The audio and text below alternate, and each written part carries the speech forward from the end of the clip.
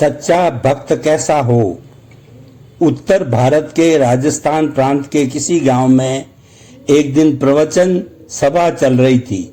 प्रवचन के पश्चात एक जिज्ञासु ने प्रवचनकार महात्मा से पूछा, हे महात्मन, कृपया आप मुझे ये बतलाएं कि भगवान का सच्चा भक्त कौन और कैसा होता है। यह सुनकर महात्मा बोले, सुनो, मैं तुम्हें अपने पड़ोसी का एक दृष्टांत सुनाता हूँ जिसमें तुम्हारी जिज्ञासा का समाधान निहित है। जिनदत्त नामक एक धनी सेठ मेरे पड़ोसी थे। वह अपने साथी व्यापारियों के साथ लाखों का माल खरीदने वो बेचने विदेश जाया करते थे। एक बार जब वे विदेश जा रहे थे तो रास्ते में लुटेरों ने उसका तथा उसके साथी का सारा माल मता लूट लिया।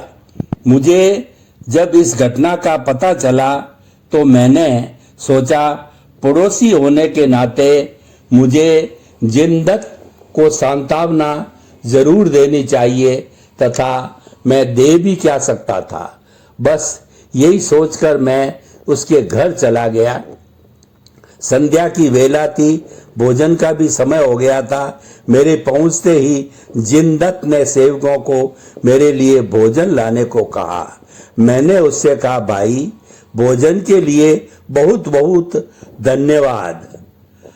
मैं तो तुम्हें सांत्वना देने के लिए आया था। यह सुनकर जिनदत्त बोला, हाँ भाई, यह सत्य है कि लुटेरों ने मेरा काफी माल लूट लिया, जिससे मुझे काफी नुकसान हुआ है।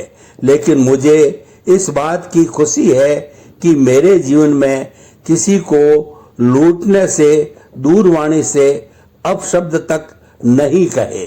मैं तो भगवान का कृतज्ञ हूँ कि लुटेरों ने मेरी नश्वर संपत्ति का ही कुछ भाग लूटा है, सारा नहीं।